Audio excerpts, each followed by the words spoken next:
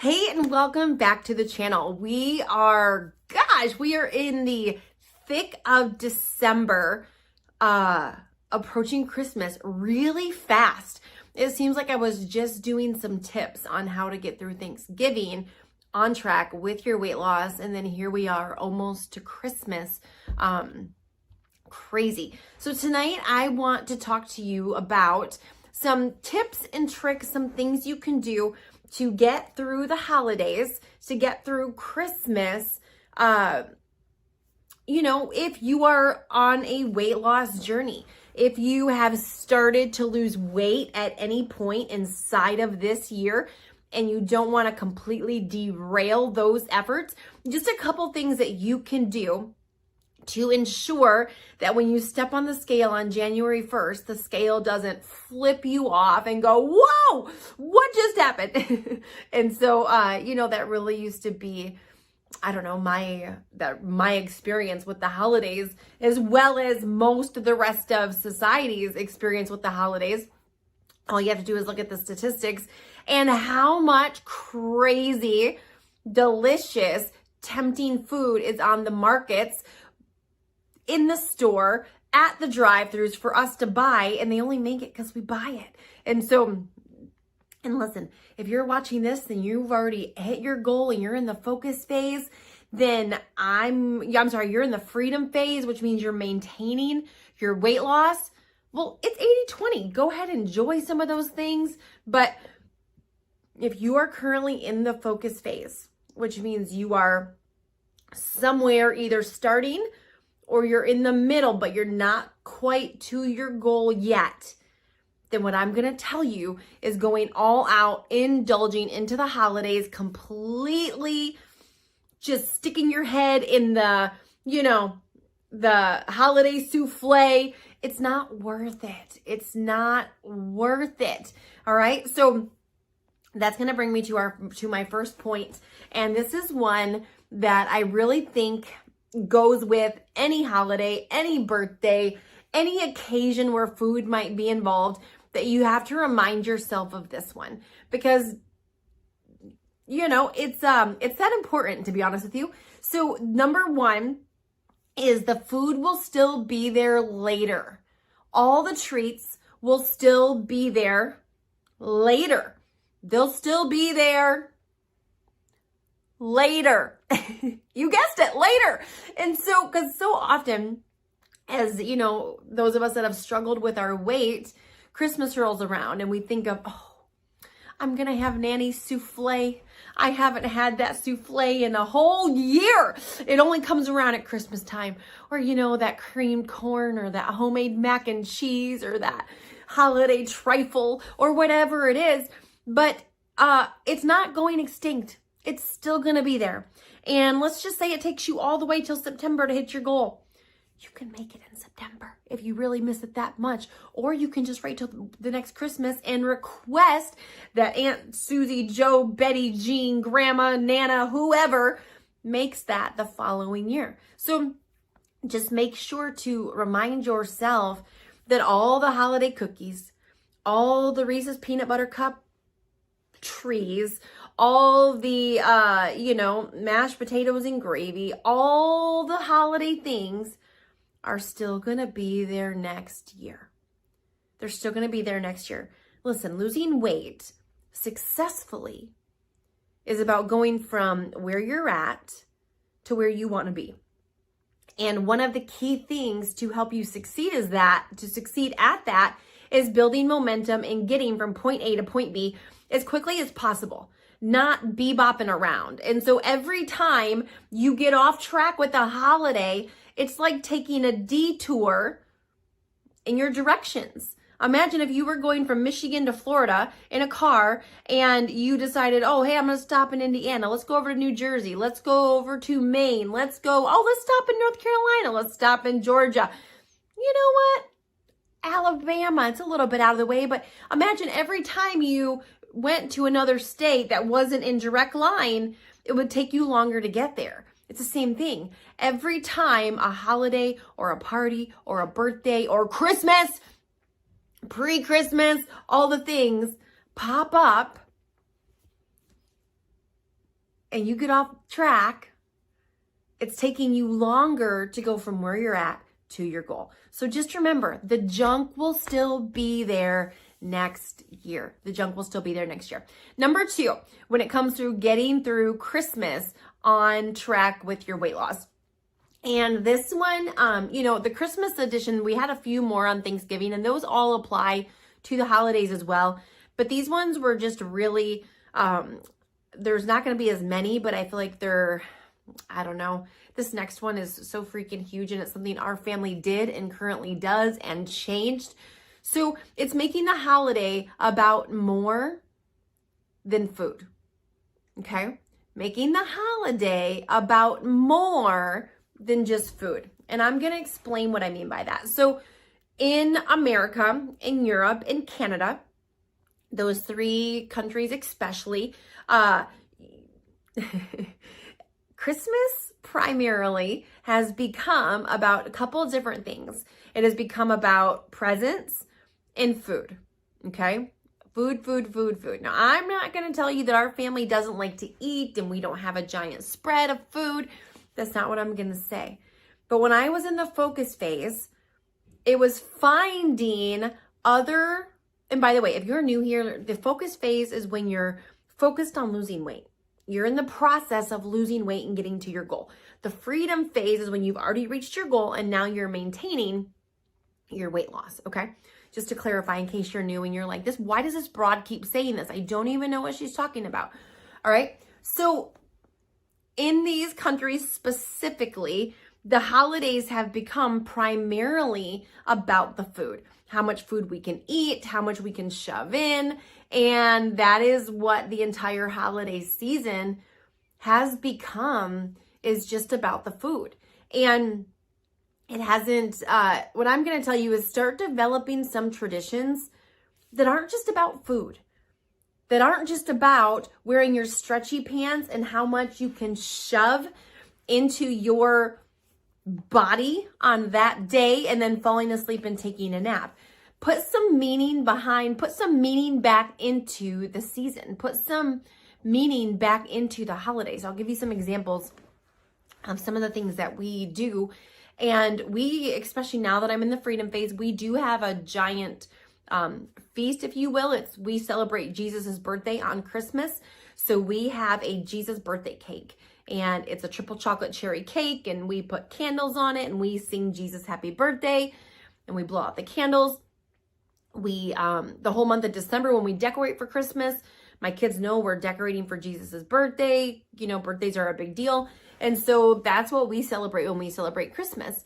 So I say all that to say, there are some things that we do with food. However, it's remembering the reason for the season. It's remembering that there's those less fortunate, that first and foremost, for us personally, Jesus's birthday, that's a huge part of the Christmas holiday. Also remembering those less fortunate. And so our family, we don't personally do gifts. We take all the money that we would normally spend on gifts. We started doing this when our kids were little tiny babies. We made the decision before they were born, and so they've never really grown up with gifts and under the tree and all of that. So we take that money and we spend it on families or local orphans here at Local Orphan Inches, families, who had just tragedy struck right around the holidays. Maybe their house burned down or the main provider of the family passed away. And we take that Christmas budget that we would normally spend on things that we don't need, my kids don't need, and we shop for those in need. We shop for those that aren't as blessed as we are. And when we first started doing this, as a child who grew up loving gifts, and as a child who grew up loving, all things presents, I really struggled with it because I thought, gosh, are my kids going to feel left out? Are they going to feel deprived? Are they going to feel like they're missing out? And this is actually, they still get a present from their grandparents on both sides of the family, but their favorite part of the holidays isn't getting the 1 or 2 presents they get from family.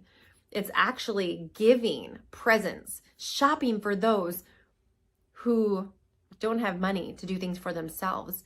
It's taking things over on Christmas Eve night and, getting out of the car quietly and ringing the doorbell and racing back to the minivan and getting out of there before they catch us and see that we dropped things off. It's cooking for those less fortunate who aren't going to have a hot meal. And dropping off giant containers of food on the porch and ringing the bell. Knocking on the door and with a note. Not from us. We're just the messengers, the deliverers, if you will, of the goods. And so our kids have become far more excited about those things than about anything else. And so whatever family traditions, I got another one right here. We get holiday pajamas. This year's holiday pajamas are elves. And so something that we do, we dress up every Christmas Day in holiday pajamas. I know that's become kind of all the rage. When we started doing it, 9 years ago, it wasn't quite as popular, but now it certainly is. You can get them all over the freaking place. But family pajamas, we pick them out as a family. We go drive to the lights on Christmas Eve. We watch Home Alone. My point is, there are Christmas traditions and Christmas memories, things that we've put into place. Those pajamas have nothing to do with food. Watching Home Alone has nothing to do with food. So creating memories and creating traditions that extend beyond just the holiday food. Creating memories and traditions that will last long after you're gone. And this is something that can evolve over time, by the way. Maybe you start one this year and then you add to it as time goes on. I wanted to do this a couple weeks before Christmas. So that way, if you were watching it, you would have a little bit of time. Maybe if you just picked one thing that you were going to implement as a family tradition this year, for our family. Now, this is going to be our third one. Don't skip on all the food, okay? Everything's balanced. Everything's balanced. And so I'll give you an example of that. So one of our traditions is Christmas Eve, we bake cookies. We bake 5 different kinds of cookies. And we have the sugar cookies with, kind of like the Loft House ones. We have the Russian tea cookies. We have fudge. We have red velvet peanut butter blossoms. We have thumbprint cookies. We have a whole bunch of different Christmas cookies that we make. And when we do this, you can imagine 5 different kinds of cookies. You're talking dozens of freaking cookies, okay? And so one of the things we do is we make all these cookies. Now, the old me would have packaged them all up in Tupperware and we would have mowed down on these cookies for the next week. Like literally having a cookie with every meal. But that's not what we do. So we still enjoy the holiday baking of cookies. But what we do is we take a plate and we put one of each kind of cookie on the plate. And then we cover it up with saran wrap. And those go on the laundry room counter. And that is what we have Christmas Eve night when we watch Home Alone. The rest of those cookies get packaged up in tins and covered. And then we go hand them out to people that we do business with, the dry cleaner, our guy at the UPS store, some of my son's martial arts teachers, our insurance agent, some local people that have served really well over the past year and made a difference in my kids' lives or in our family's lives, or a company that we've just really enjoyed doing business with, or veterans who've served, or just a random mom in a grocery store parking lot to walk up to her and to have. My son did this last year. He walked up to this lady and she was a mom and she had a baby and she had been having a tough time. Her baby had been crying, and he walked up to her and he said, "Merry Christmas. You're a really great mom." And this mom she lost it. She started bawling because somebody actually stopped and took the time to bless her in this crazy, chaotic season. And so my point is, we don't keep all the cookies in the house. We package up all the cookies with the exceptions of the ones that are on the tray, on the one plate for all of us, and they go and we give them to other people. And so there's a prime example of being able to still enjoy some of the Christmas baking and all of that, but then as well, not having it all stick around your house. Does that make sense? And for me personally, depending on the year, sometimes I'll just put 2 or 3 Christmas cookies on my plate. I'm like, 5 Christmas cookies is a lot of Christmas cookies. You know, I'm not used to eating that much sugar anymore. But my point is, limit it and then get rid of it. Make it, limit it, get rid of it. Okay? All right. Our last and final tip is if you are going to indulge, or let's just say it's a holiday and you accidentally overindulged, or you had one too many Christmas cookies, or you did whatever. It's, Christmas is like a day. It's an afternoon. It's not a week-long affair. It's not a weekend affair. The day after Christmas, clean out the junk, clean out the candy, clean out everything. This is something we do in our home, is we make sure anything that's in our home after the holidays, between Christmas and New Year's, because most people run Christmas right on through and it is just junk eating that starts on Thanksgiving and goes all the way through the first of the year. And so we don't let holiday junk start running together. So I'm very careful with how much junk I buy, and if people leave candy or stuff behind, it gets given away, donated, or thrown away. I don't allow that stuff to stay in the house and us to continue to snack and eat on it for the next, week in between Christmas and New Year's. And so make sure in between, when Christmas is done, it's back on track. And a really great way to make sure you're getting back on track the couple days after Christmas, the couple days after eating a whole bunch of crap, is up your water intake. Instead of drinking a gallon of water, which is what I always recommend to all my clients, drink 1.5 gallons. I know some of you, you're like, I don't even drink a gallon, and you're telling me to drink 1.5 gallons? Yeah, if you want to get rid of the holiday weight gain or any weight you gained over the holidays, absolutely. Water gives you so much grace when it comes to losing weight. It helps you lose weight faster, and it helps you gain weight slower when you're drinking the right amount of water. So it really makes a difference just by upping your water intake during these holiday times. A lot. And then last but not least, make sure you pick out, there's 2 things I want to talk about with this last one. Pick out what outfit you're going to wear next year to the holiday, to Christmas, when you're at your goal. Because for most of you, if you stay focused over this next year, by next Christmas, you're going to be at your goal weight. You're going to be at your goal body. You're going to be at your goal health. What will you wear to next Christmas? What will you wear to next Christmas? Have it picked out. Have it printed. Have it as a screensaver on your phone. This time next year, and I don't care if you're a dude or a girl, even guys, listen, vision is vision, goals are goals. And a man without a vision will fail, will perish, will have a very hard time. And so what will you wear to Christmas next year?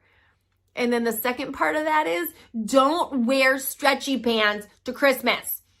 Even if you were in a size 22, wear something form-fitting, wear something tight. That way you can't just, eat and be merry and lazy. No, eat something that's going to, if you eat something, wear something that if you overeat, it's going to tell you that you overate. Give yourself some accountability. And so anyway, hopefully those helped. Let me know in the comments if there's any fun Christmas traditions that you have, or if there's any of these you heard tonight that you're like, we don't do that. But for some of you, maybe this started getting your wheels turning. And one thing I'll say is, the more you start doing this and the more you start coming up with these traditions, I just gave you a fraction of our traditions, just as some examples. And it's not to say that all of our traditions are the best ones or the only ones. It was just about maybe getting your wheels turning of what you can do during the holidays to start making the holiday season bigger than just the food, bigger than just, how much money how expensive we can make our poop.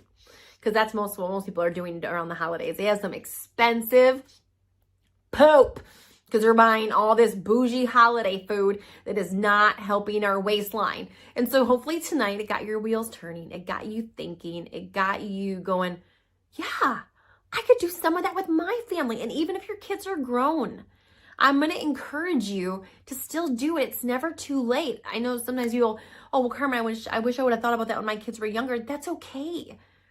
If your kids are grown, introduce something new.